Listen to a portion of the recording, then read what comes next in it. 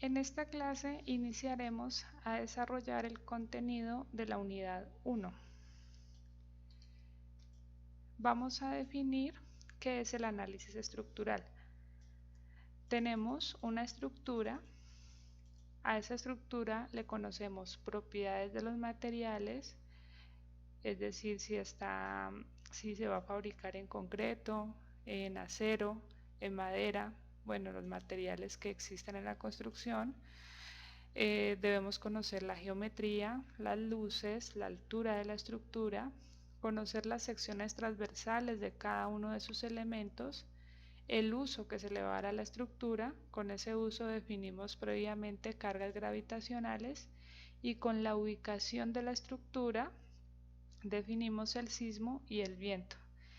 Esta parte de análisis de cargas ustedes la van a ver con mayor detenimiento en sus cursos de diseño.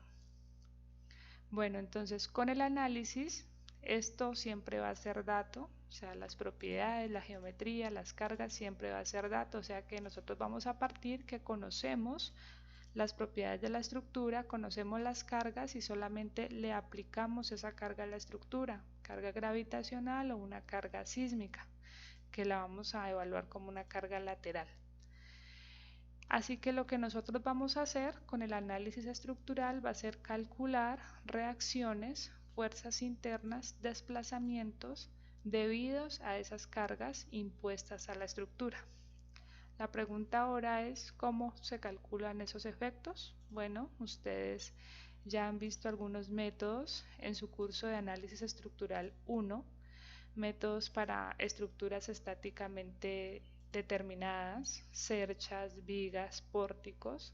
¿Listo? Aplicaban el equilibrio estático, calculaban reacciones, luego sacaban los diagramas, fuerza axial, cortante momento en pórticos, o aplicaban el método de las secciones o de los nudos en las cerchas. Entonces esos métodos pues hacen parte del proceso del análisis estructural. Al final de su curso de análisis también tuvieron que haber visto algunos métodos para solucionar estructuras estáticamente indeterminadas, por ejemplo, el método dependiente de formación, y posiblemente también tuvieron que haber visto el método de Cross. Bueno, en este curso lo que vamos a hacer es ampliar esa información, conocer otros tipos de estructuras y definir cuál va a ser el proceso del análisis estructural para calcular también estos efectos. Al final del curso también veremos el método que utiliza cualquier programa de análisis estructural, como es el método matricial. Ahora, ¿qué sigue? O sea, ¿para qué sirve ese análisis estructural que se realizó? Bueno, la respuesta es para diseñar la estructura. O sea, esto ustedes, o los resultados de estos cursos de análisis, ustedes lo van a usar en sus cursos de diseño, concreto reforzado, estructuras metálicas, puentes. ¿En qué va a consistir ese proceso? O sea, de pasar de la etapa del análisis a la etapa del diseño. Bueno, en que una vez ustedes conozcan las fuerzas internas que se generan, van a tener que entrar a calcular las capacidades. ¿Listo? Por ejemplo, este elemento que estoy señalando, el análisis se hizo con un programa de diseño para estructuras. Me está diciendo que la relación demanda-capacidad es de 0.84. Y el programa internamente lo que hizo fue calcular unas fuerzas internas debido a las cargas que ya, como les mostré anteriormente, se le asignaron. El mismo programa me calculó la capacidad, fuerza axial, capacidad cortante, capacidad momento, y hace la verificación. ¿Listo? Entonces la verificación va a ser siempre que la capacidad de la estructura sea mayor que las solicitaciones o que las cargas actuantes, que el programa ahí las está mostrando como PU, fuerza axial, MU, momento, y BSU, cortante último.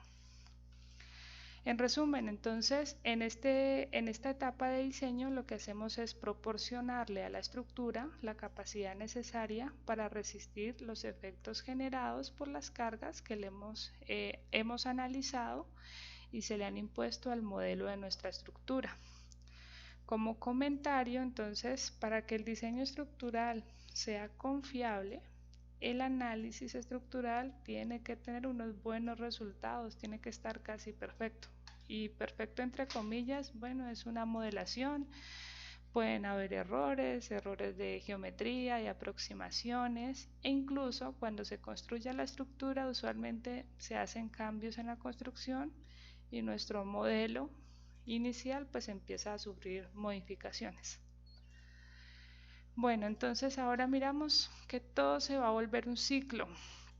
Lo que ustedes van a hacer, los que se dediquen al campo de la ingeniería estructural, entonces vamos a tener siempre una estructura que analizar, llámese una casa, un edificio, un puente, un tanque elevado, bueno, cualquier estructura. A esa estructura le conocemos previamente, o si no hay que definirle las secciones materiales, y luego pasamos a realizar el análisis estructural. Pero para hacer ese análisis ya vimos que tenemos que hacer un análisis de cargas gravitacionales y cargas laterales como el viento y el sismo. En el análisis entonces calculamos fuerzas internas y desplazamientos. Una vez tenemos esos resultados pasamos a la etapa de diseño. Y en el diseño entonces ustedes en sus cursos más adelante van a ver que van a calcular las fuerzas resistentes y los desplazamientos permisibles. Ahora, ¿qué deberían hacer? Y lo harán en estos cursos. Bueno, verificar que sus fuerzas internas sean menores que las fuerzas resistentes, es decir, que su estructura tenga la capacidad de resistir las fuerzas internas que generan esas cargas con las que estamos analizando la estructura. Cuando esta relación se cumple, entonces damos viabilidad a un proyecto, pasamos a elaborar planos y memorias de cálculo, pasamos a los procesos de curaduría o planeación, revisión y supervisión. Y cuando se superan todas estas etapas, puede ser un proyecto, pasaría entonces a su ejecución final, que va a ser la parte de la construcción. Sin embargo, si no pasa esto, sino que pasa lo contrario, las fuerzas internas son mayores que las fuerzas resistentes, mi estructura se desplaza mucho más que lo que por norma se permite, entonces lo que tenemos que hacer es devolvernos a la parte de definir secciones, definir materiales y empezar a repetir el ciclo. Incluso se tiene que repetir la parte de análisis de cargas, pues porque posiblemente nos va a tocar aumentar secciones, aumenta carga muerta, aumenta el sismo por efecto de ese aumento en la carga muerta. Se tiene que repetir ¿hasta cuándo? Hasta que se cumpla la condición que ya analizamos, que es que las fuerzas internas sean menores que las fuerzas resistentes, que la estructura tenga una capacidad mayor que las solicitaciones. Analicemos ahora los tipos de estructuras con los que vamos a trabajar básicamente en este curso. Entonces, tenemos las cerchas, ustedes ya la han manejado desde su curso de estática, entonces las han visto estáticamente determinadas. En este curso vamos a ver cómo se solucionan las estáticamente indeterminadas. Pasamos a las vigas, estas sí las vieron en su curso de análisis 1, tanto estáticamente determinadas como las indeterminadas, y las indeterminadas las solucionaron con el método dependiente de formación o con el método de Cross. Y finalmente los pórticos. No sé si alcanzaron a manejar el método de Cross en pórticos, sino acá pues realizaremos un repaso en este curso. Pasemos con los tipos de apoyos. Entonces básicamente les voy a presentar tres tipos de apoyos, ustedes los han visto. Algunos definen la articulación como un apoyo, yo prefiero no hacerlo porque pues no tengo ninguna restricción en una articulación, así que no tendría ningún apoyo. El apoyo móvil, el más sencillo de todos, solamente tiene una restricción en Y. El apoyo fijo tiene dos restricciones, restringe desplazamiento en Y, restringe desplazamiento en X.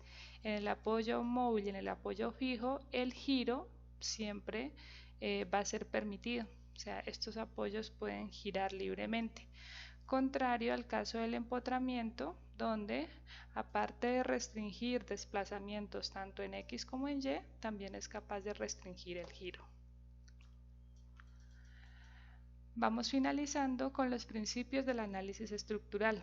Entonces, estos principios son bien importantes, incluso desde su curso de análisis 1. ¿Por qué? Pues porque estos principios permiten utilizar los métodos que hasta ahora han visto y los que vamos a ver. Permiten aplicarlos, permiten usarlos. El primero es el principio del equilibrio estático. El segundo es el principio de D'Alembert. Luego tenemos el comportamiento lineal y elástico, teoría de primer orden, principio de superposición y finalmente el principio de compatibilidad de deformaciones. Con esto entonces doy paso a la explicación y la realización de la actividad número 1 del curso. Con esta actividad lo que quiero es que ustedes refuercen y complementen por su cuenta el desarrollo de esta unidad. Van a tener que elaborar un material para los distintos temas que voy a asignar y los voy a asignar de manera aleatoria en la clase en vivo en la que nos reunamos.